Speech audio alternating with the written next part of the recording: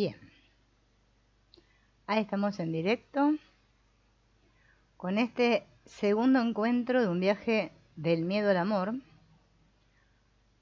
basado en este libro que se llama De la codependencia a la libertad. Y nosotros habíamos quedado en la vez anterior con el tema este de las estrategias. Las estrategias que utilizamos justamente para evitar sentir el miedo y el dolor, que es lo que hacemos todo el tiempo en nuestra vida, aquí en la Tierra, ¿no? Por eso es que tenemos esto que nosotros llamamos dificultades después. Bueno, ¿qué características tienen las estrategias? Primero vamos a empezar hablando de las estrategias con sus características.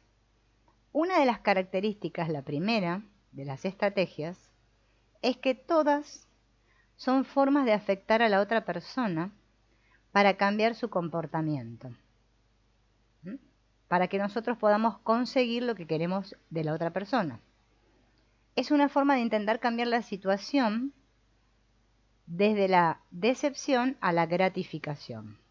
Cuando deseamos conseguir algo de alguien y no somos conscientes de ello, invariablemente utilizamos alguna de las estrategias.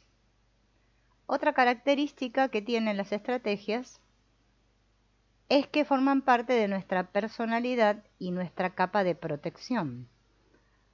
No tienen nada que ver con nuestra naturaleza fundamental, pero nos acostumbramos tanto a las estrategias que estamos muy identificados con ellas y nos confundimos. Tercer característica. Dado que una parte de nuestra personalidad forma parte de estas estrategias y está creada para afectar a los demás, puede ser ofensiva y por lo tanto provocar reacciones negativas en los demás. Entonces, ¿cómo nos vamos a sentir? Rechazados, porque pensamos que es nuestra persona la que está siendo rechazada y reaccionamos con estrategias. Después, a menudo, nos rechazan de nuevo y esto se convierte en una espiral muy dolorosa. Cuarta característica de las estrategias. Son las formas en que nuestro niño aprendió a comportarse para conseguir lo que quería. Son mecanismos de supervivencia. Comportamientos aprendidos de alguna situación pasada, pero que se siguen aplicando en el presente de forma inconsciente.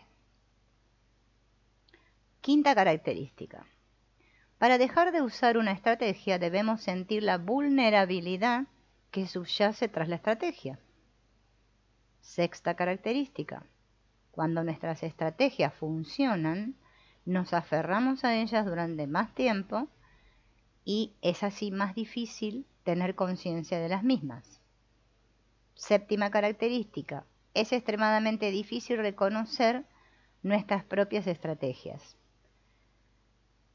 Tenemos muchas debilidades, somos hipersensibles a cualquier referencia a las estrategias porque nos sentimos atacados. Por eso es muy complicado y difícil determinar o darnos cuenta nosotros mismos de que estamos aplicando una estrategia para no sentir el miedo y el dolor. En nuestras relaciones casi todo el tiempo estamos bailando el baile de las estrategias. Cuando nos sentimos decepcionados, rechazados o necesitados, normalmente reaccionamos con una estrategia en lugar de expresarlo directamente.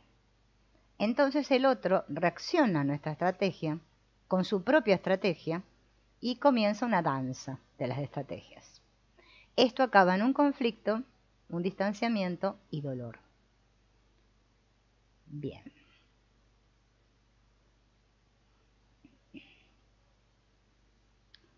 Yo los ejemplos los paso. ¿Cómo podemos hacer para trabajar con estas estrategias y poder deshacernos de ellas, ¿no? O dejar de usarlas?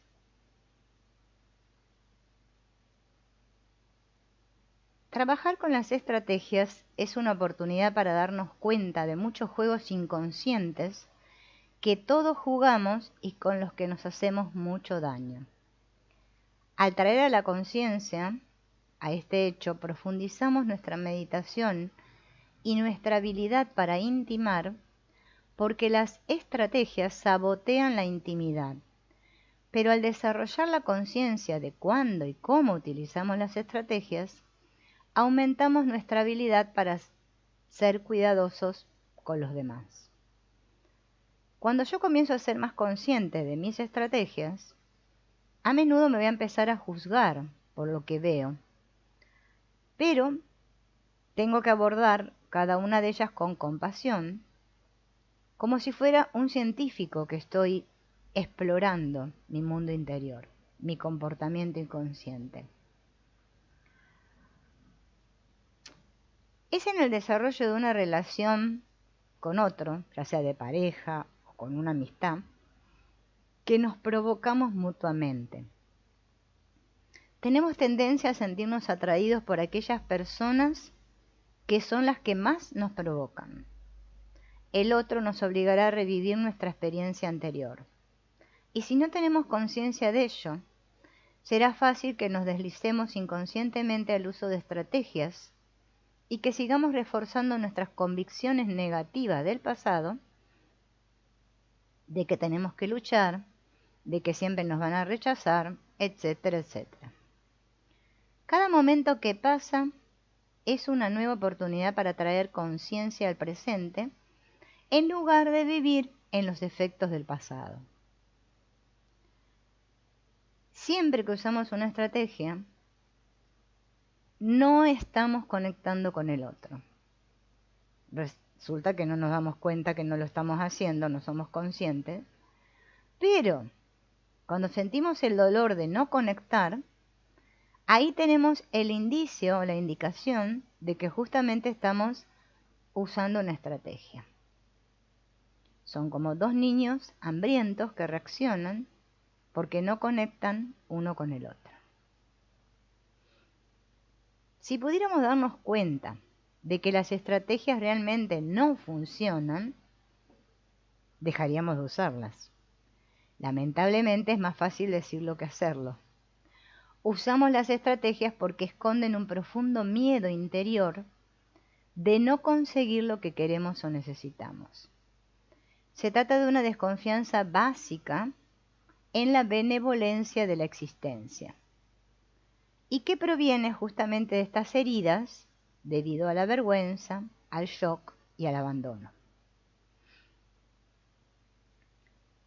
Los miedos de supervivencia que llevamos dentro son muy grandes. Tiene que existir un espacio interior en desarrollo que solo se obtiene con la quietud.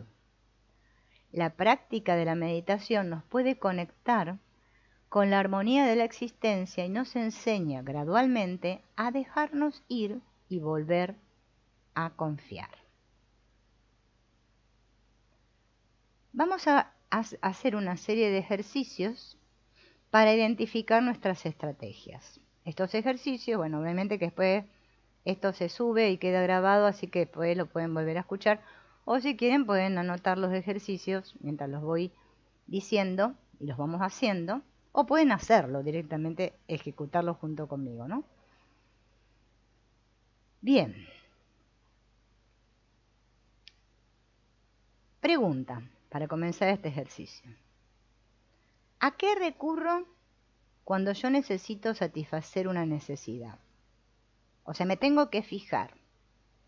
¿Qué es lo que hago cuando yo quiero algo? ¿Y qué hago cuando no consigo eso que quiero? ¿Y qué hago cuando intento conseguir algo? ¿Y qué energía se encuentra en estos comportamientos? O sea, ¿qué siento en mi cuerpo cada vez que yo estoy justamente buscando estas cosas? Ahí voy a detectar, ¿sí?, si estoy conectado con mi cuerpo y mi sentir, qué es lo que me pasa, ¿sí? ¿Qué estrategia estoy usando? Si quiero manipular, ¿sí?, ¿cómo hago yo para conseguir lo que quiero de los demás? Es breve el ejercicio, solo consiste en eso, así que solamente anotar esas 3 preguntitas y hacérmelas. Bien. Ahora vamos a transitar por otra parte que se llama usar el amor para huir de nuestros miedos. Por eso este es un viaje del miedo al amor.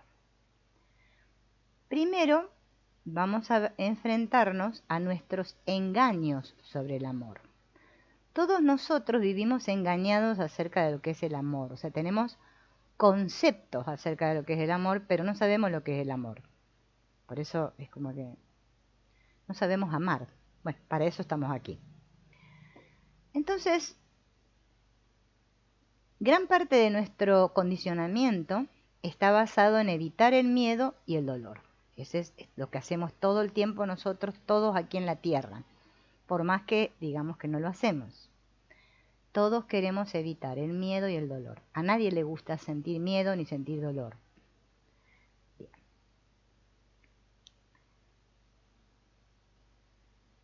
En nuestra cultura hay poco apoyo para detectar justamente esto.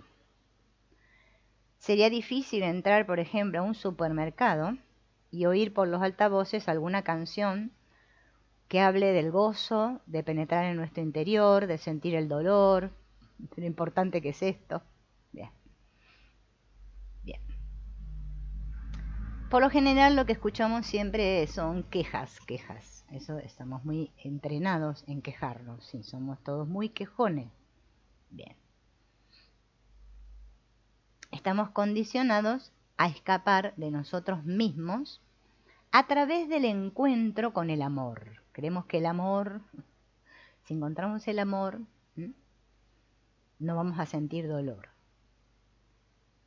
Pero como nuestro miedo es muy profundo, y nuestro dolor también, queremos escapar de ellos, y una de las grandes decepciones con las que nos enfrentamos viene cuando creemos que encontraremos alguna persona que nos va a hacer felices y nos va a ayudar a eliminar ese dolor y ese miedo.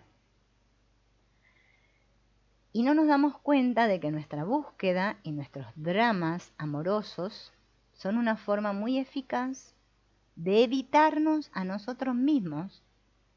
Así que gran parte de nuestra huida del miedo proviene de nuestras relaciones amorosas como formas habituales e inconscientes de escapar. Por eso tenemos que enfrentarnos a nuestros engaños acerca del amor. ¿Cuál es el tópico más íntimo que compartimos a menudo con un amigo cuando estamos tomando un café, o un té, o un mate, no sé? Nuestras historias de amor. Esa es la principal preocupación. No podemos vivir sin amor, pero encontrarlo y mantenerlo es muy difícil. ¿Por qué es que el amor, que empieza con tantas promesas, esperanzas, con el tiempo se convierte en una pesadilla? ¿Por qué es que el amor tan a menudo parece deteriorarse hasta convertirse en una lucha de poder o en una fría indiferencia? ¿Y por qué es que repetimos los mismos patrones dolorosos una y otra vez? Esas son preguntas que vamos a responder ahora, ¿no?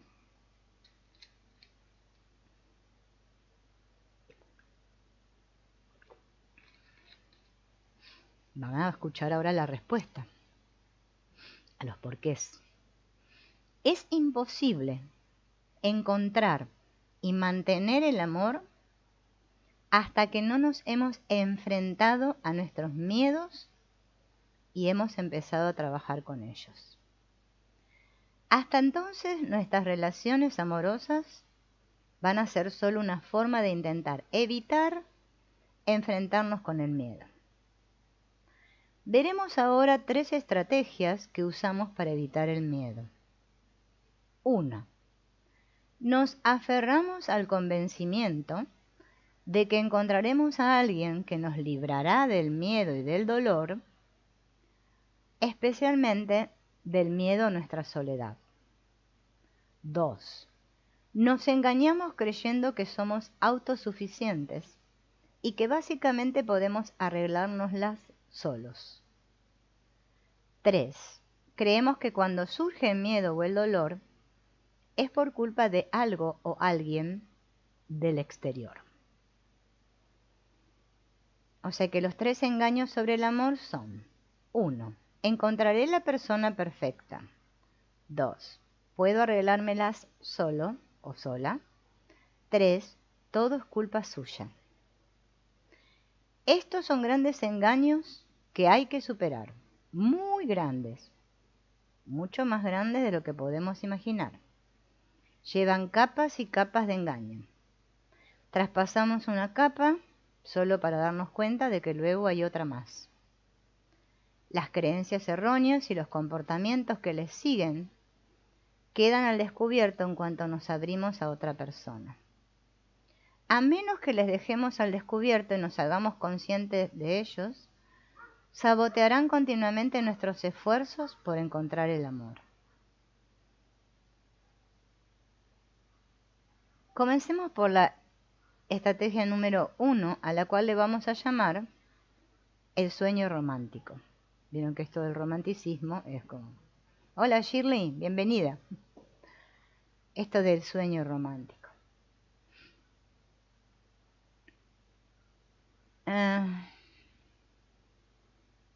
Es un sueño que nos viene seduciendo desde la niñez, porque ya desde pequeños escuchamos estos maravillosos cuentos de hadas encantados, que nos dicen que hay un príncipe y la princesa que nos están esperando y que cuando lo encontremos, ¿no?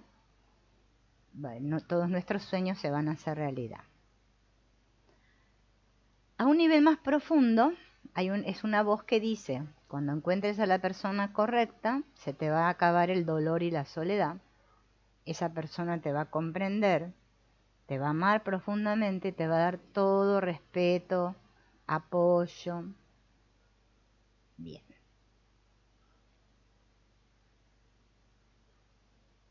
Y también hay otra voz que subyace a esa, que dice: ojo, ojo, que cuando haya un conflicto es momento de separarse. Si tenés problema es que no sos compatible con él o con ella, no estás con la persona adecuada. Discutir, pelearse o intentar solucionarlo es una pérdida de tiempo y energía. Es hora de encontrar a otro. Las relaciones no deben ser nunca difíciles o convertirse en una lucha. O sea que, por un lado tenemos la voz del ensueño y por otro lado tenemos la voz que te dice: ojo, y todas estas advertencias. Bien.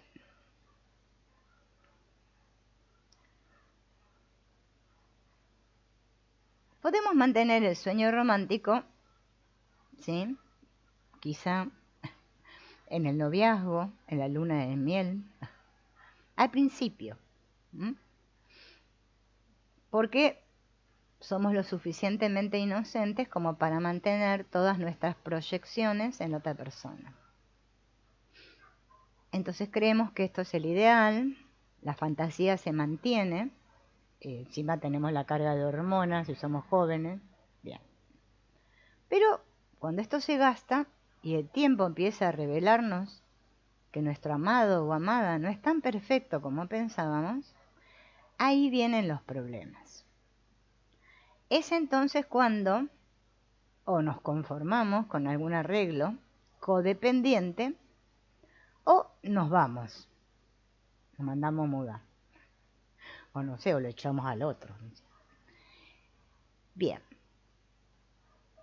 rendirse a este sueño romántico es muy fácil, pero eso no tiene nada que ver con rendirse al amor. Lo romántico no tiene ninguna relación con la realidad. Esta fantasía romántica es un escudo contra el miedo porque nos impide ver y experimentar la vida tal como es. Entonces proyectamos en la vida una idea de cómo creemos que debería ser la vida. Y vivimos esperanzados. Ese era el sueño romántico.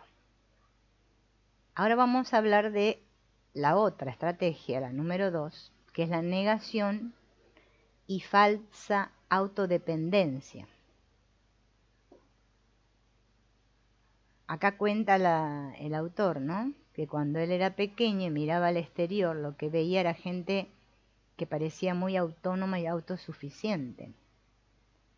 No era ese un entorno que nos animara de niños a sentir ni a expresar los sentimientos.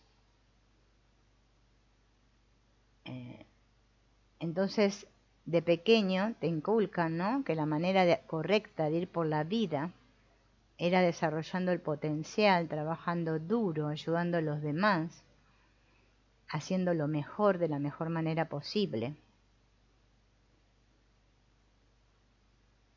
Y aprendemos eso y nos volvemos autónomos y autosuficientes, pero negamos esa otra parte nuestra, ¿no?, que sería nuestra esencia. Enmascaramos el miedo.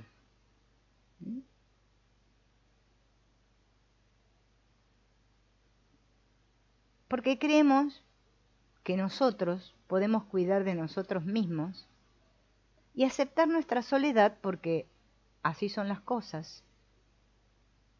Entonces me olvido de que voy a encontrar a alguien que me ame y me comprenda. Nunca lo voy a conseguir, me digo. Mejor ocúpate de ti. No hay nada que no puedas proporcionarte tú a ti mismo. Así te vas a ahorrar muchos problemas. ¿Para qué vas a empezar una relación que después te van a decepcionar? Y ¿no?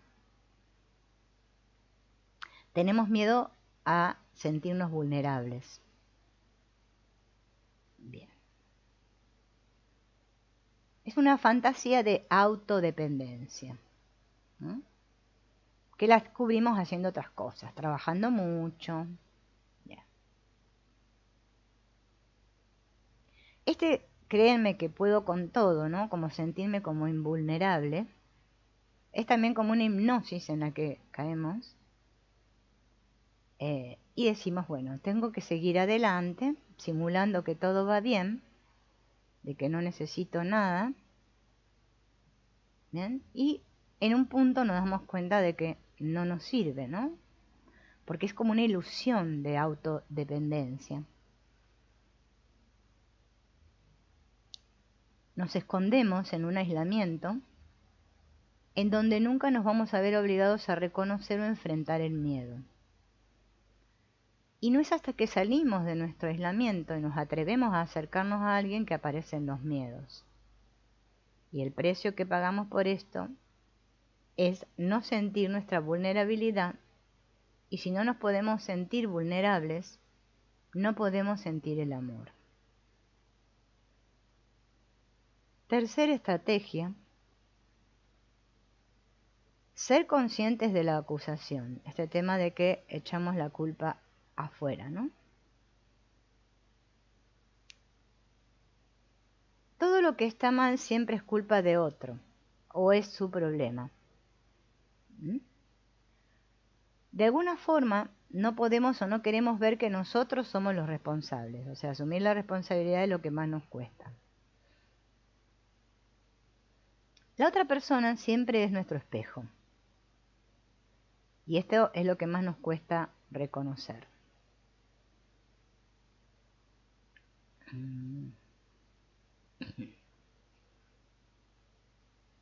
Porque es más fácil acusar a alguien que sentir nuestro propio dolor.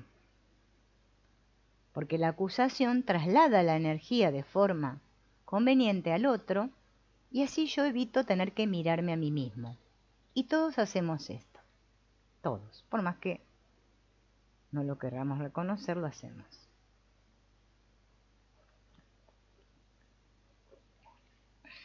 Ni se nos ocurre que hay algo en nosotros que tenemos que observar.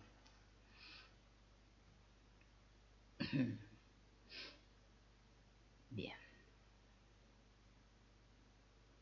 Para volver a enfocar nuestra atención hacia adentro y darnos cuenta de que la otra persona es solo un espejo, tenemos que hacer varias cosas que ahora vamos a hablar de ello, ¿no?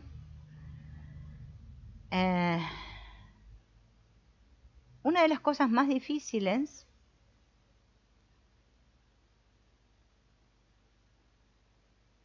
ahí se me pasó la página.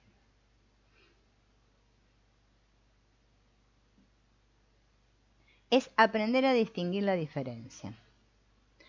Acusar a alguien no es lo mismo que establecer un límite. O sea, a esto nos referimos que si alguien me hace algo realmente, yo le puedo poner un límite. Entonces, no es lo mismo acusar a alguien que poner un límite. Cuando yo establezco un límite, la energía se queda conmigo. No se la lanzo a la otra persona para hacerle ver que está equivocado. O sea, establecer un límite aumenta mi autorrespeto y mi dignidad. Condenar a otro no. Condenar al otro o juzgar al otro no. Entonces hay que decidir penetrar dentro. Y penetrar dentro es una decisión. Este estado de romance, el de autodependencia y el de echar la culpa, estos tres que venimos nombrando, son estados de conciencia que penetran en nuestra psique de forma muy profunda y nos sirven para justificarnos y darle un significado a nuestra vida. Nuestras ideas románticas, nuestra autodependencia o nuestra convicción de que nuestro dolor está causado por el exterior son algunos de los pilares sobre los que descansan justamente nuestra comprensión de la vida y cómo la vivimos. Al renunciar a ellos nos sumergimos en lo desconocido, que es justamente lo que le tenemos miedo todos. Y los usamos inconscientemente para mantenernos protegidos, a salvo, escondiditos. En este proceso de aprender a abrirnos, tenemos que enfrentarnos a ellos constantemente, viendo formas más profundas en las que se van a manifestar. Porque es muy aterrador enfrentarse a las heridas propias. Y hay pocas situaciones que las provoquen de forma más poderosa que justamente en nuestras relaciones, porque somos seres de relación. No podemos evitar relacionarnos con otros. Bien. Ellas desencadenan nuestros sentimientos de celos, de abandono, de rechazo, nuestras heridas de incomprensión, de falta de amor, de apoyo. Pero cuando llevamos la energía dentro y empezamos sinceramente a observarnos a nosotros mismos, sucede la transformación. Ni siquiera tenemos que preocuparnos de desenterrar recuerdos del pasado, de la niñez, porque justamente esas relaciones importantes traen consigo todos los patrones, todas las heridas, todo el material que necesito trabajar. Por eso, el mundo es el camino hacia el inconsciente. El mundo me refiero justamente con mis relaciones, ¿no? Las relaciones que me permiten verme. Si no, es que no me veo. Bien, vamos a pasar ahora al tema del drama del dependiente y el antidependiente. Una de las formas más poderosas en las que evitamos contactar con nuestro miedo y nuestro dolor es perdiéndonos en interminables relaciones dramáticas, repitiendo los mismos patrones una y otra vez, hasta que descubrimos lo que hay bajo de esos dramas, ¿sí? Y dejamos de decepcionarnos y frustrarnos. Vamos a observar el drama. En su núcleo se trata del drama del dependiente y el antidependiente. Y este drama no comienza hasta que no ha acabado el periodo de la luna de miel. La luna de miel es un estado alterado, como una droga. Nos encontramos perdidos en la fantasía, en proyecciones positivas, ¿no? Nos sentimos llenos de amor. Bien. Mientras dura ese sueño, todo parece que está bien, no hay conflictos. el sexo es estupendo, la compatibilidad es perfecta, nuestras defensas disminuyen, disfrutamos de un periodo maravilloso, nuestra energía se expande, proyectamos en nuestro amor muchas necesidades que no fueron satisfechas en la niñez, y durante ese periodo creemos que ahora sí, están siendo satisfechas. Pero en un momento la energía empieza a cambiar, a veces en un aterrizaje accidentado, a veces en un periodo lento de desilusión. Hemos permitido a alguien que se nos acerque más allá de cierto límite que normalmente y a menudo de forma inconsciente mantenemos en nuestras relaciones con los demás. Esta persona ha abierto nuestras puertas, por lo menos temporalmente, y una vez abiertas, estamos abiertos a la decepción. Hemos salido de nuestro aislamiento y nos hemos abierto al amor. La verdad es que solo nos hemos abierto a nuestra codependencia. El final de la luna de miel puede golpearnos como un sentimiento aplastante de desilusión y desesperación. Y nos damos cuenta de que es posible que nuestras expectativas más profundas de satisfacción no se hagan realidad, que esta persona simplemente no era la pareja ideal que creíamos que era. Entonces nos fuimos del país de los sueños a la pesadilla, al país de las pesadillas. Y lo que sucede a menudo es que polarizamos en una o dos posiciones, posturas emocionales que se describen justamente como antidependiente o dependiente. Y ahora las vamos a describir. La primera de ellas es la que el antidependiente se encuentra con el dependiente. Bien. Vamos a tener que contar el ejemplo en este caso para poder comprender, pues no vamos a comprender. Es el caso de una pareja. John y Katy llevan viviendo juntos más de 4 años. Los primeros años, magnífico, todo lindo. Bien. Pero el último año las cosas se complicaron. La diferencia en sus prioridades se ha hecho mayor y se pelean más a menudo. Ambos se sienten frustrados y empiezan a sospechar que algo va muy mal. John valora su libertad, su independencia y búsqueda espiritual, y se siente presionado por Katy. Katy valora la intimidad y tener tiempo para profundizar con su pareja. Siente que nunca tiene tiempo suficiente para estar con John y que él nunca está disponible para ella. Y ahora vamos a ver cómo fueron los terapeutas interviniendo con esta pareja para que comprendamos cómo era la cosa, ¿no?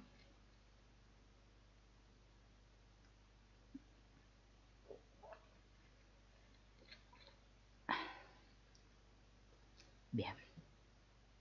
Katy dice: no soporto cuando te aíslas de mí. Pasas tanto tiempo dedicado a tus tonterías porque tienes miedo de permitir que alguien se acerque a ti.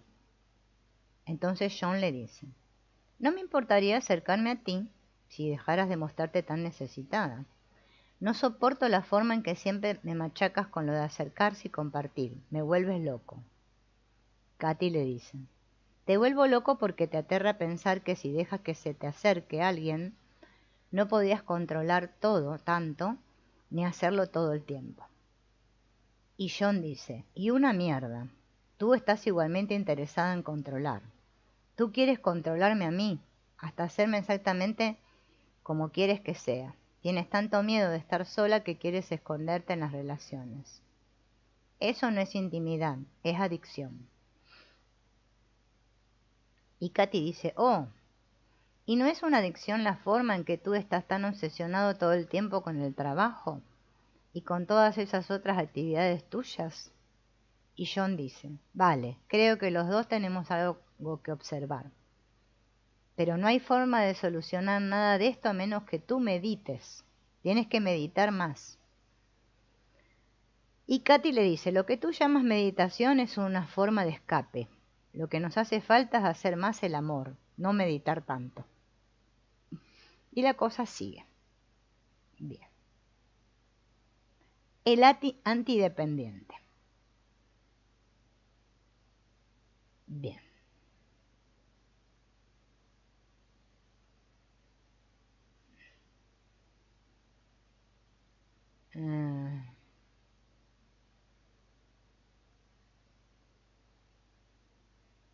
Porque acá da todo un ejemplo de su vida.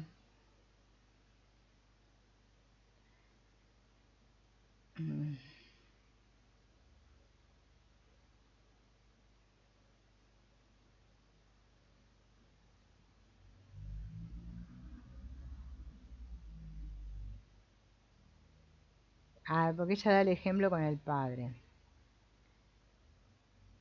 Habla del dependiente, del antidependiente. A ver, estos son ejemplos, ¿no? Vamos a ver. Ahora sí.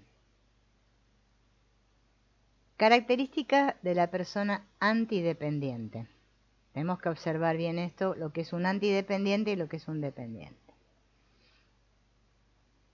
Si entras en el dormitorio del antidependiente, te vas a dar cuenta que parece como un templo zen. Vacío, solo con lo esencial, muy ordenado, ¿no? Una pequeña librería en una esquina, una biblioteca, ¿no? Una estatua de un Buda sentado por ahí meditando, unos almohadones, una campana por ahí, todo muy ordenado, silencioso.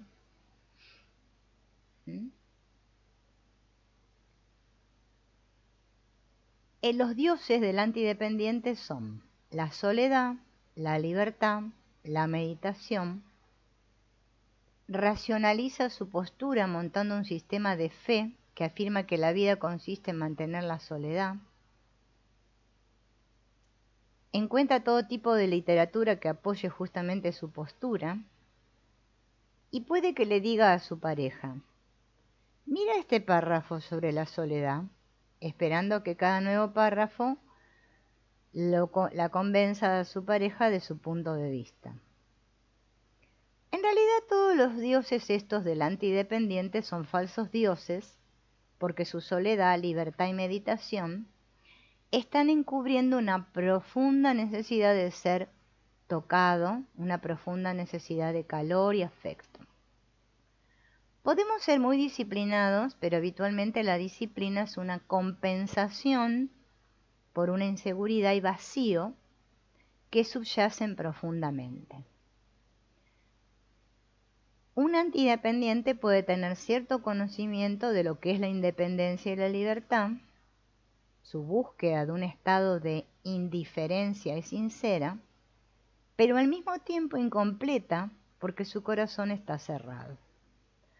Puede que haya aprendido cómo pasar solo largos periodos de tiempo, pero en esta soledad hay un profundo dolor. La libertad que él busca solo le puede llegar si incluye el amor, pero le tiene tanto miedo al amor que se ha formado unas creencias rígidas que encubren el terror a llegar a ser dependiente y perder el control. Entonces no es capaz de ver sus propios juegos de poder y en su autosuficiencia puede fácilmente avergonzar y abusar de su pareja porque no está en contacto con su propio niño herido. Y en lugar de sentir su propio dolor, pone su energía en la acusación y el abuso. Si teme que su pareja pueda dejarlo, tal vez haga algún gesto de apertura, pero esto es solo un juego. Cuando vuelve a tener el control, empieza de nuevo con su anterior comportamiento. Para aliviar toda la tensión y el dolor por estar justamente continuamente encubriendo esta necesidad oculta de contacto emocional, se evade con el alcohol o con las drogas, pero eso hace que se aleje aún más de sí mismo y esta espiral descendente a menudo continúa haciéndose más y más autodestructiva. Finalmente su pareja comienza a darse cuenta de que todos sus esfuerzos por establecer un contacto emocional son inútiles y puede ser que él o ella consiga penetrarle ocasionalmente, pero luego es rechazado una y otra vez y finalmente acaba marchándose exasperado. En este punto puede que el antidependiente caiga de rodillas. De hecho, si se permite a sí mismo sentir el dolor, puede que se vea enfrentado a su profunda soledad, reconociendo, cuando empieza a mirar hacia adentro, que está repitiendo un patrón doloroso, pero normalmente solo culpa al otro de necesitarlo demasiado o encuentra alguna otra excusa para la relación fallida, aumentando así su convicción de que el amor es algo imposible. Se pierde en alguna distracción hasta que se vuelve a enamorar y entonces empieza otra vez la misma película. Se encuentra frente a una persona nueva oyendo las mismas quejas y diciéndole con perplejidad: vaya, ¿esto no lo he oído ya antes en alguna parte? Esas son todas las características del antidependiente. Ahora vamos a ver las características del dependiente. Por eso vamos a tomar otro poco.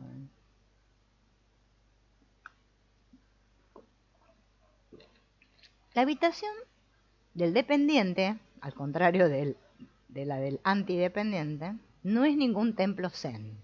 No. Es un templo tántrico. Hay luces tenues, cojines, flores, lámparas de olor. Bien.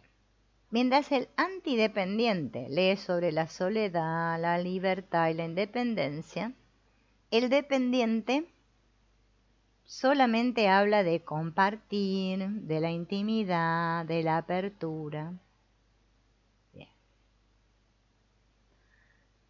Pero también el dependiente tiene sus falsos dioses. Lo que llama intimidad y amor no es real, porque en realidad provienen del miedo. El miedo del dependiente a la soledad puede sabotear una relación tanto como el miedo del antidependiente a la intimidad. Si evita estos miedos, el dependiente se va a encontrar para siempre buscando a alguien que le cobije de ellos. Lo que sucede es que ya sea la otra persona o la vida lo va a obligar continuamente a volver sobre sí mismo a través del rechazo o la privación.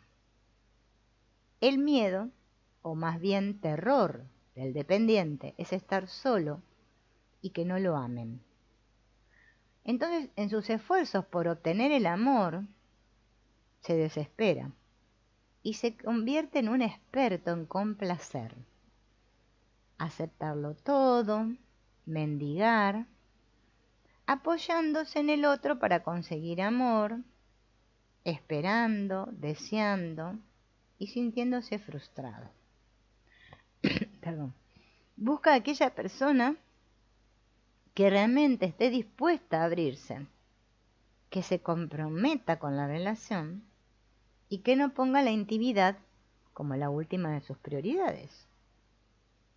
Y cada vez que se encuentra solo, sufre. Pero cuando se encuentra con alguien, espera las migajas de afecto que pueda conseguir. Cuando tiene una relación, le es casi imposible dejarla porque gran parte de su identidad y sentido propio han sido traspasados a la otra persona. Los dependientes casi no tienen límites y siempre se están perdiendo en el otro. Su expresión emocional, aunque intensa y total, a menudo puede ser más bien una forma de evitar los sentimientos que de estar presente en ellos.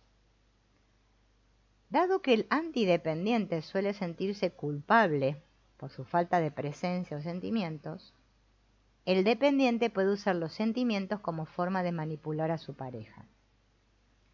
Cuando el dependiente dice venir de un lugar de vulnerabilidad y apertura, muchas veces no es más que una forma de poder llena de expectativas, exigencias y deseo de controlar a la otra persona. Naturalmente esto produce una reacción en la pareja que provoca que en lugar de amor se desate la Tercera Guerra Mundial. El deseo de intimidad del dependiente siempre está contaminado con deseos por los cuales él no está siendo responsable. Sus esfuerzos por conseguir intimidad están teñidos de una sutil manipulación, acusando al otro de no querer abrirse. Esto crea un sentimiento de culpa que solo lleva más distanciamiento y más conflicto. Bien. A ver si acá hay un... Ay. Porque acá hay un cuadrito, pero no sé por qué está del antidependiente solo. Ah, no, están los dos. Bien, hay un cuadrito resumido, que lo voy a leer así tenemos el resumen, ¿no?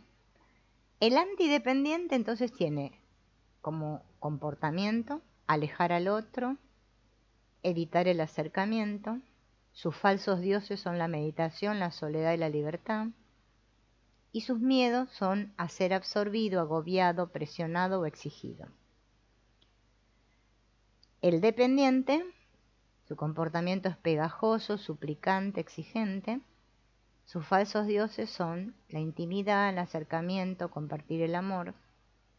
Y sus miedos son al abandono, la soledad y la separación. A veces el drama puede ser el estímulo que nos lleve a ir hacia adentro. Lo que hace la historia tan interesante y tan difícil de abandonar es que en ambos casos, tanto en el dependiente como el antidependiente, estamos convencidos de tener la razón, ¿no? Y en cierta forma es así, tenemos razón a medias. Podemos ver la hipocresía y la falsedad en el otro, pero no la podemos ver en nosotros mismos. ¿Bien? Tengo que retomar otra vez.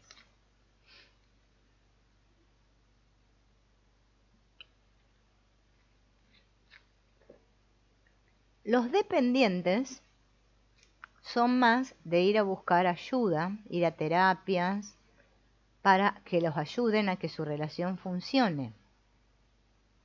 Los antidependientes trabajan en ellos a través de la meditación, ¿no? Los dependientes están más en contacto con su dolor. Estamos viendo las ventajas y desventajas de cada uno, ¿no? Para acabar con el drama, tenemos que mirar hacia adentro en lugar de centrarnos en el otro, que es lo que hacemos siempre. Antes o después, y tras muchas repeticiones, empezamos a darnos cuenta de que aunque los personajes cambien, la historia es la misma. Y este es el drama que nos obliga a ir hacia el interior. Los antidependientes y los dependientes se encuentran. Son dos partes que luchan para convertirse en una, y cada uno ha proyectado la parte que le falta en el otro. Estos dos tipos deben encontrarse el uno al otro para reconocer la parte de ellos que les falta. Por eso se sienten atraídos.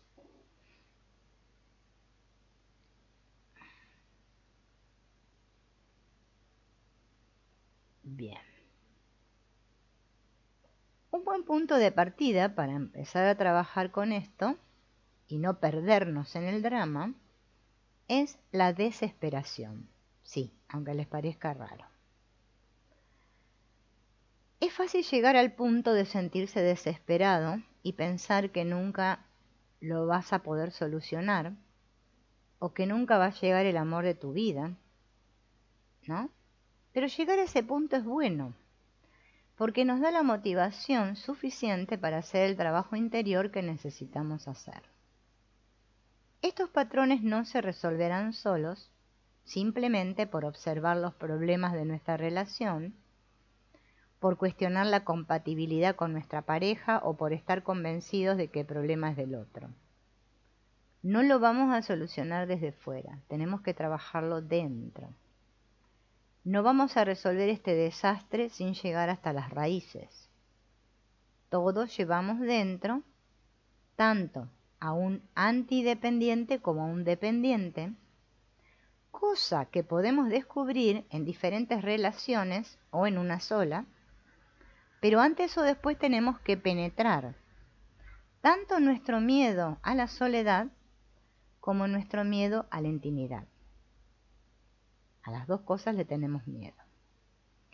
El drama del dependiente y el del antidependiente empieza a solucionarse cuando finalmente dejamos de concentrarnos en el exterior para encontrar la fuente de la felicidad y la solución de los problemas y empezamos a trabajar con nuestras heridas de vergüenza, el shock y el abandono. Ejercicio. Investigar el dependiente y el antidependiente.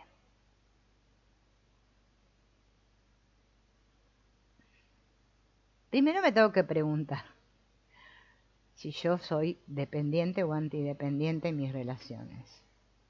Tal vez podemos hacer las dos cosas a la vez. Si no estoy seguro,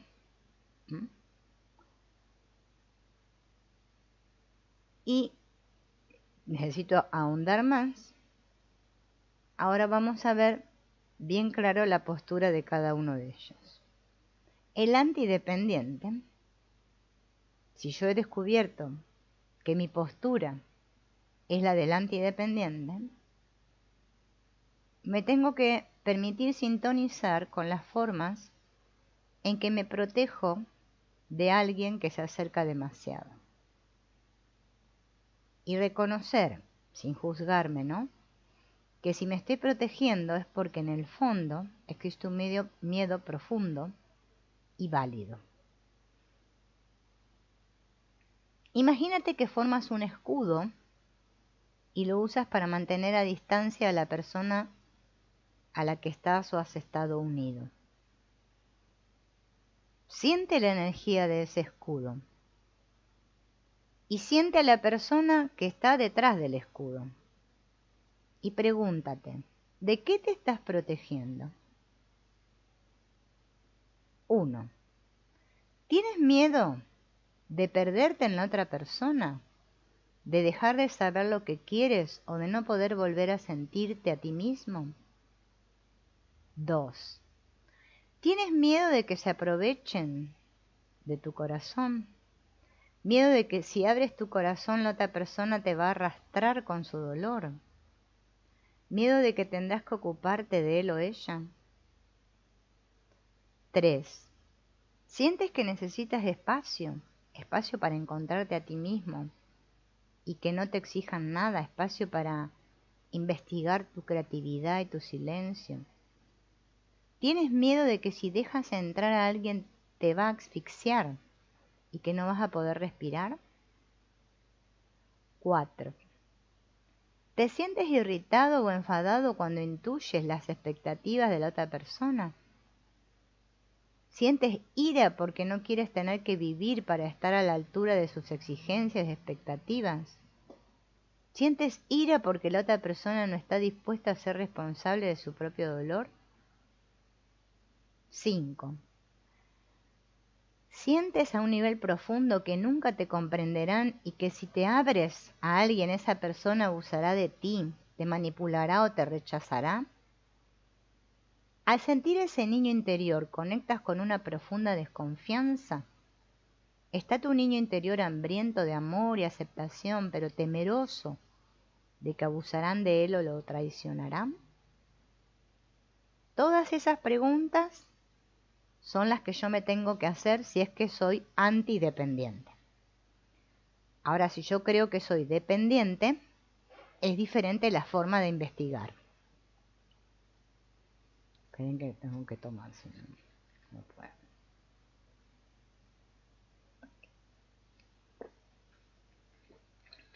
Bien. Ahora en el otro, en el antidependiente, nos imaginábamos un escudo. Bueno, ahora nos vamos a imaginar en una actitud de súplica. Me voy a imaginar como que en mis manos tengo un plato de limosna y que estoy mendigando amor. Y me voy a permitir sentir, ¿sí?, la espera, la esperanza de que voy a conseguir el amor que estoy esperando. Y me voy a preguntar, 1. ¿Estás esperando que aparezca la persona adecuada? ¿Alguien lo suficientemente sensible para abrirte y amarle? ¿O esperas sentir pena y desesperanza y crees que nunca lo conseguirás? 2. ¿Te ves a ti mismo entregándole toda tu dignidad y tu poder a la otra persona, temiendo ser rechazado, avergonzado o abusado? ¿Sientes pánico de perder el amor de la otra persona? 3. ¿Sientes la frustración de no conseguir nunca lo que quieres? ¿La ira de que te aíslen una y otra vez? ¿De abrirte y luego sentir que tu pareja se distancia una y otra vez? ¿Existe en ti ira por todas las formas en que la otra persona te engancha, pero sin embargo nunca estás dispuesta a estar presente, realmente presente? 4. ¿Tienes la sensación de que básicamente no eres merecedor de amor? ¿Que no mereces que te amen de una forma que de verdad te permita relajarte y nutrirte?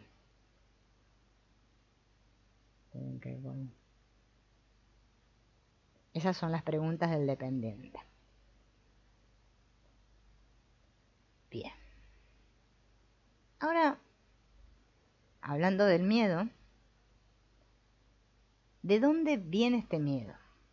La otra vez hablamos de qué es el miedo. Ahora vamos a ver las raíces de este miedo. ¿Por qué sentimos miedo, no? Y vamos a comenzar hablando de la vergüenza, que es una emoción, un sentimiento que casi todos hemos sentido o sentimos ahora, ¿no?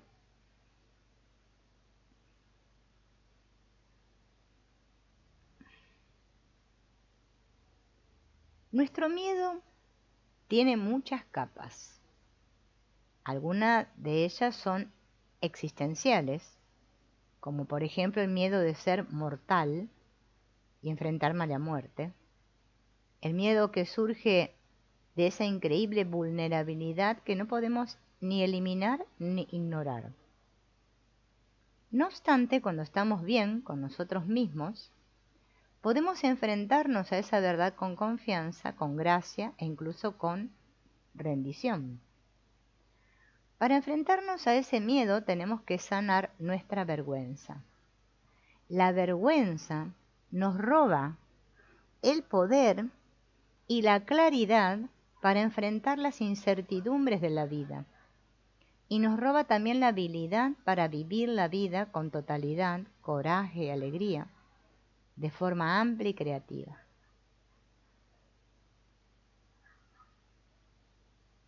La vergüenza está relacionada con los otros dos miedos que ya hablamos, que son el shock y el abandono.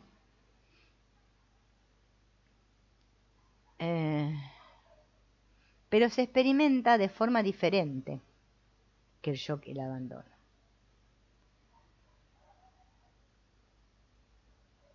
Estos son 3 profundos ataques psíquicos, o sea, la vergüenza, el shock y el abandono, a nuestro ser, que todos de alguna forma hemos sufrido en la niñez.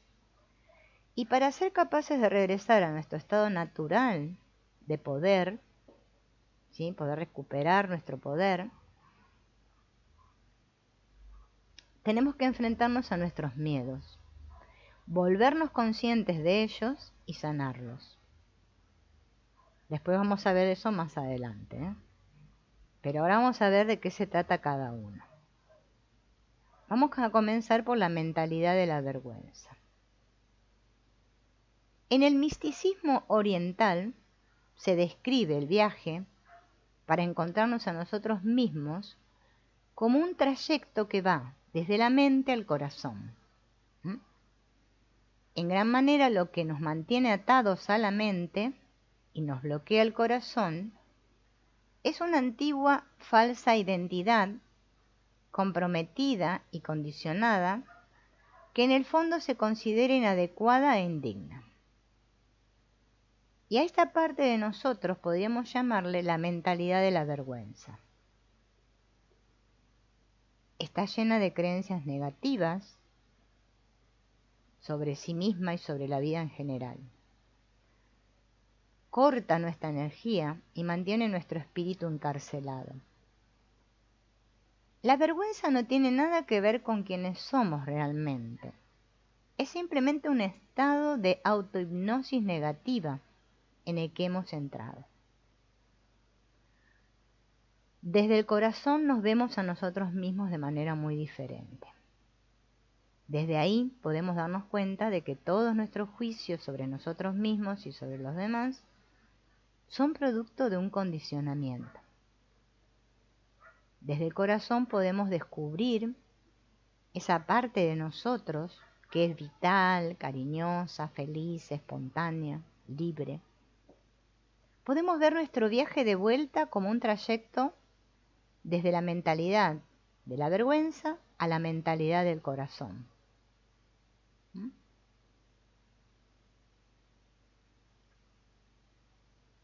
Podemos ver la vergüenza como un rito de tránsito. Bien. A trabajar con estas heridas, especialmente la de la vergüenza, ¿no? Vamos a sentir dolor. Pero más dolor sentimos si seguimos manteniéndola enterrada en el inconsciente. Nuestro niño interno nunca puede llegar a ser capaz de entender el dolor, la privación, la humillación, el abuso que experimentó.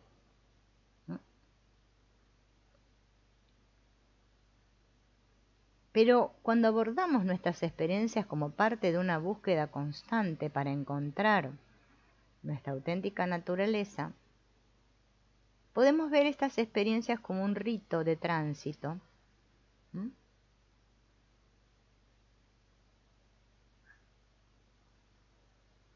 Sin embargo, si nos tomamos nuestro trabajo con la vergüenza como un rito de tránsito, lo podemos hacer de una manera más amable y dulce, y así poder integrar ese dolor. ¿Por qué está nuestro niño interior tan empobrecido y aterrado? ¿Por qué huimos de nosotros mismos de forma tan eficaz y tan compulsiva? Porque estamos llenos de vergüenza, y enfrentar la vergüenza es doloroso. Nosotros no llegamos a este mundo sintiéndonos temerosos o indignos. Llegamos como príncipes, emperadores, poderosos. En nuestro núcleo, un espacio con el que hemos perdido contacto, ¿se acuerdan del núcleo, del primer anillo? Ahí encontramos nuestra energía de poder. Pero ese núcleo está cubierto por una capa de vergüenza. ¿Y qué es la vergüenza? Cuando somos niños, necesitamos desarrollar la confianza y el amor propio con un espejo positivo, o sea, alguien que nos apoye para ver y sentir quiénes somos. Cuando no se nos reafirma en quiénes somos, sino por el contrario que se nos mete en un molde de expectativas y proyecciones, tenés que ser así, ¿no? cubrimos nuestro núcleo de autoestima, entusiasmo y espontaneidad con una manta de dudas, miedos, inseguridades y autosabotaje. Nos atamos a una manta de vergüenza. Claro, nuestros padres obviamente no eran conscientes, ¿no? No es que lo hayan hecho por maldad, lo hicieron porque no sabían hacer otra cosa. Entonces todos sentimos vergüenza.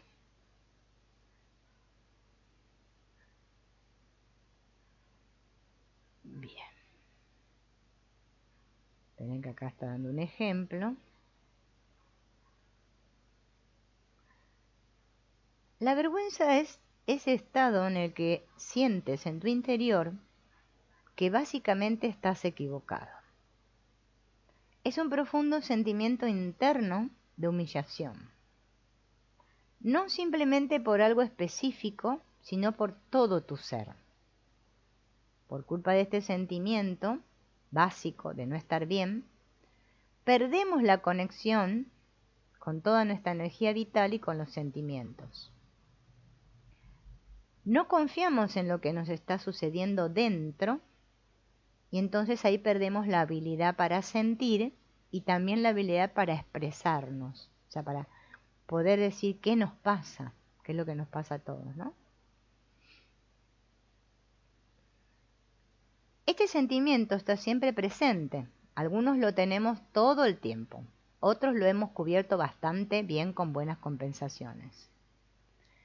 Aflora a la superficie siempre que la vida nos da un golpe por la pérdida o rechazo de un amor, por la pérdida de un empleo, por la pérdida de lo que sea. Bien. Ahí es donde todos nuestros mecanismos para evitar sentir el miedo se desmoronan y tenemos que recomponer los trozos rotos de nuestra fragmentada autoestima. ¿Cómo hacemos para aceptar la vergüenza? Bien.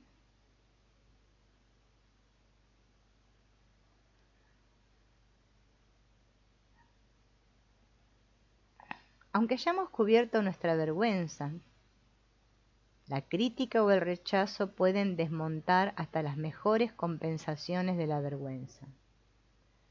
Antes de aprender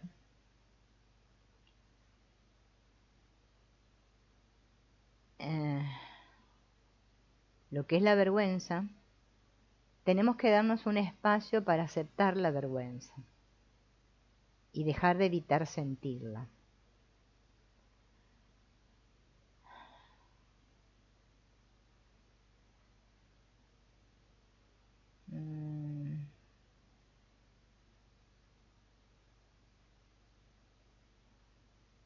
Bien.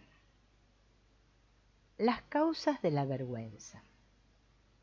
Nuestra vergüenza proviene del hecho de que invalidaron nuestra energía a una muy tierna edad y se nos rechazó energéticamente de una manera profunda y fundamental. En el proceso de encontrarnos a nosotros mismos, nos hemos mirado constantemente en los espejos que los adultos, los padres, los profesores o los hermanos mayores nos ponían delante. Nuestra única imagen de nosotros mismos se construye en el reflejo que obtenemos de esos espejos. Si el espejo fue positivo, es decir, si nos amaban, nos respetaban y apoyaban nuestra creatividad y sentimientos, nos formamos una buena sensación sobre nosotros mismos. ¿Bien?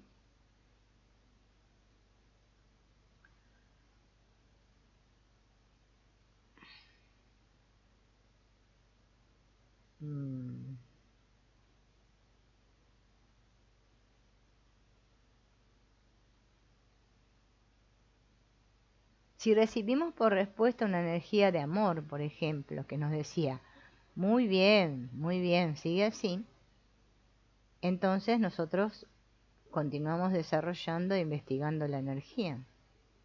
Pero cuando obtenemos un reflejo que nos hace sentirnos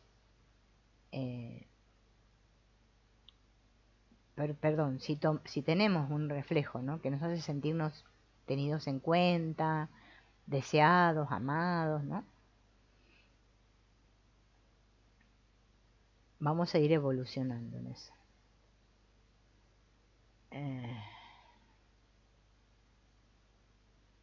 La confianza inicial en nuestros sentimientos establece un terreno abonado, un ancla, ¿no?, una confianza para después poder interactuar bien con el exterior. Nos sentimos conectados con nuestro cuerpo y confiamos en nuestras respuestas a la realidad externa.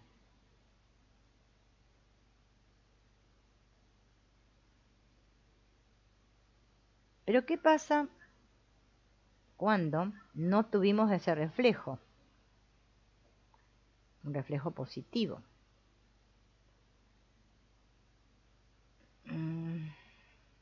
Si durante la primera investigación de un sentimiento obtenemos el mensaje claro o encubierto de que no está bien, nos desligamos de ese sentimiento.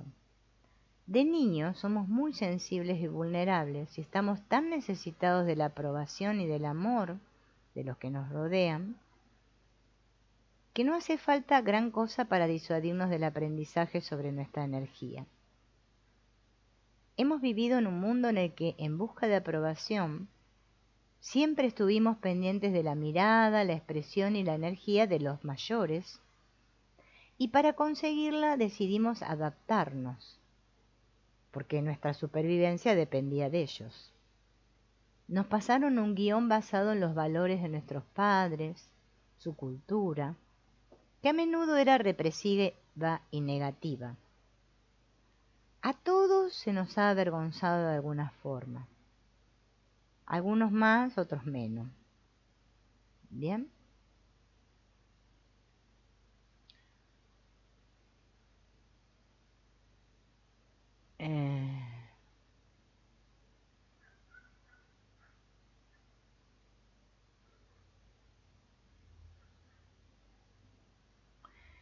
El caso más extremo de abuso emocional tiene lugar cuando no somos amados o deseados. Pero el abuso emocional ocurre también en cualquier momento cuando eres niño y se te corta tu actividad. Sucede siempre que se nos reprime o invalida cualquier sentimiento como la alegría, el miedo, la sexualidad o la ira. O sea, cuando un padre no presta atención a nuestros dones y cualidades naturales e intenta moldearnos de acuerdo a sus propias ambiciones y valores.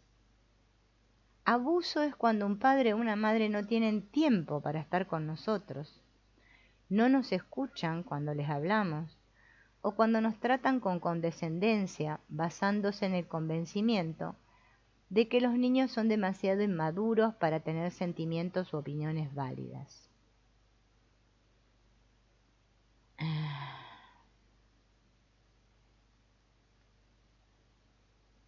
Aunque no es positivo culpar a los padres por sus fallos, sí que debemos reconocer las graves formas en que perdimos contacto con nosotros mismos. Es vital para nuestra curación darnos cuenta de cómo nos entregamos a vivir sus vidas en lugar de la nuestra, y experimentar y sentir el dolor por no haber recibido lo que nuestro niño necesitaba para florecer y encontrarse a sí mismo. Tenemos que descubrir y sentir nuestra historia.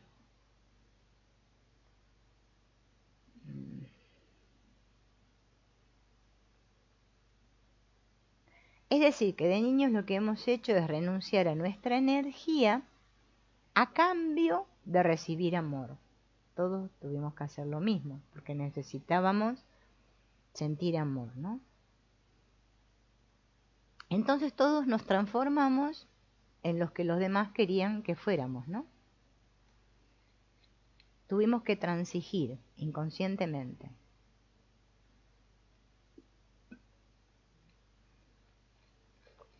Todos nos conformamos.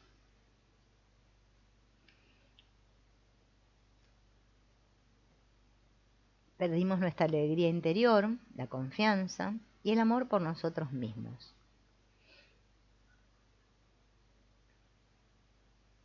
La falta de amor, el abuso, el descuido, la falta de comprensión, no provienen de la maldad, sino de la represión heredada. O sea, ya ellos, nuestros padres, nuestros ancestros vinieron, ¿no?, con esa represión y se nos fue pasando.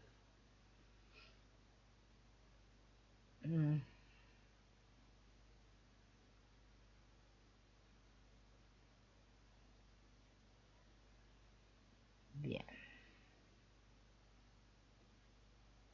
¿Qué efectos tiene la vergüenza? Como resultado de la vergüenza podemos expandirnos o venirnos abajo, o también aumentar o disminuir nuestra energía. Porque en lugar de permitir que ésta fluyera natural y espontáneamente, entramos en compensación o nos desmoronamos.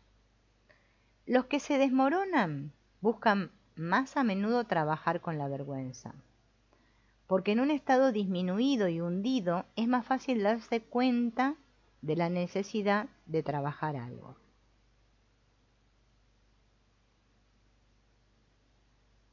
Generalmente cuando no tenemos un reflejo de amor, algo en nuestro núcleo comienza a encogerse. Dejamos de confiar en nuestras percepciones y en nuestra energía. Podemos perder completamente el contacto con nuestros sentimientos y podemos ver y sentir las cosas, pero no confiar en ellas o no creerlas. Esta es una herida increíble que provoca que en lugar de fluir de forma auténtica y espontánea con nuestra energía, nos volvamos tímidos, confusos, retraídos e inseguros. Cuando nos encontramos en una relación y en una situación en la que simplemente no sabemos o no podemos expresar nuestros sentimientos, es porque tenemos una herida de vergüenza. No encontramos las palabras para hacerlo. Y nos juzgamos porque no podemos sentir y no podemos comunicarnos. Y la otra persona puede parecernos mucho más conectada con sus sentimientos.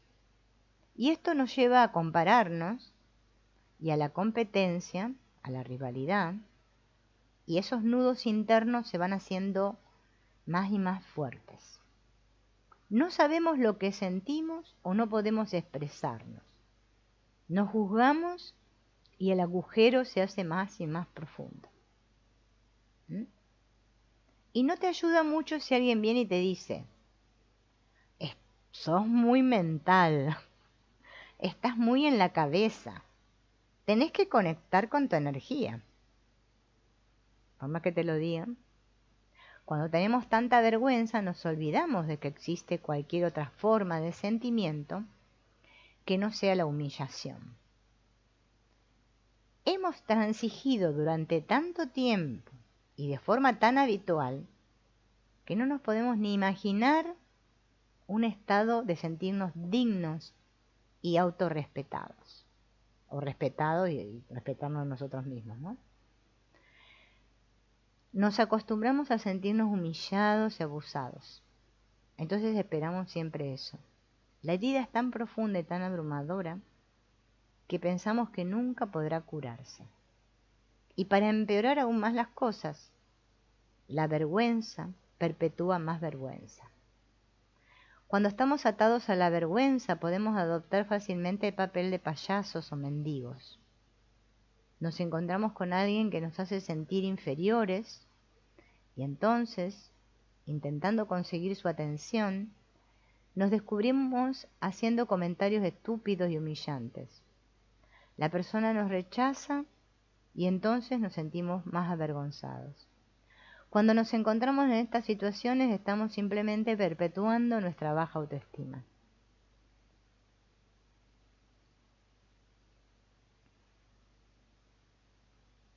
Mientras que una parte puede hundirse y venirse abajo, la otra puede inflarse y montarse un estilo de vida a base de compensaciones para esconder la vergüenza.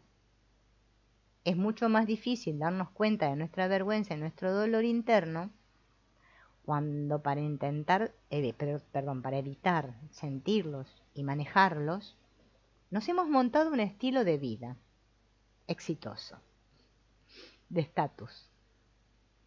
en un mundo de ganadores y perdedores, no hay sitio para investigar la vergüenza. ¿Bien?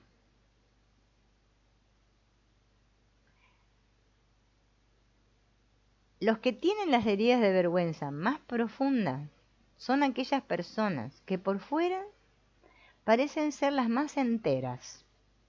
Y solo cuando la vida de una persona con muchas compensaciones empieza a desmoronarse, a causa de un rechazo amoroso, un fracaso laboral, una enfermedad, un accidente, por fin empieza a enfrentarse a la vergüenza. Cuando finalmente la vida de una persona compensada cae hasta el fondo, cuando finalmente tiene que detenerse y mirar hacia adentro, recibe una gran bendición. ¿Mm? Podemos usar nuestro sex appeal, nuestro encanto, nuestra inteligencia, nuestra ambición, nuestra meditación o cualquier cosa que nos proporcione una cierta imagen personal y nos recompense con la atención y el reconocimiento. Compensamos convirtiéndonos en hacedores o ganadores, diciendo que podemos arreglárnoslas solos, que podemos superar cualquier reto. Las adicciones son compensaciones de la vergüenza. Huimos de nosotros mismos para evitar sentir la vergüenza. El éxito de una persona compensada está dirigido por la tensión. No hay en él integración emocional o espiritual. Avergonzamos a los demás motivados por ese impulso y por la compensación, ya que entonces no somos sensibles, ¿no? Por lo general las personas que tienen esa imagen de exitosos y cosas es como que miran así, ¿no? Como a los demás como por arriba. Pero cuando nosotros podemos sentir nuestra propia vergüenza,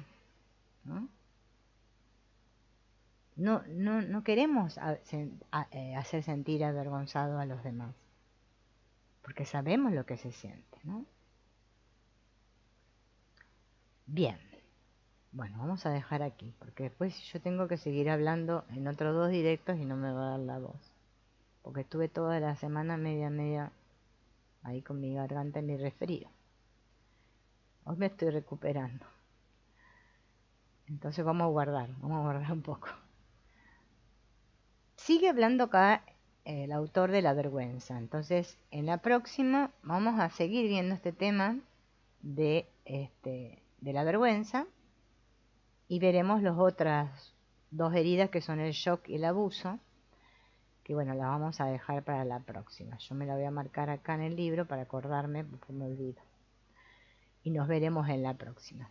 Bueno, la saludo a Shirley que está por ahí y a los otros que están conectados que no están en el chat y nos veremos luego. Chao, hasta luego.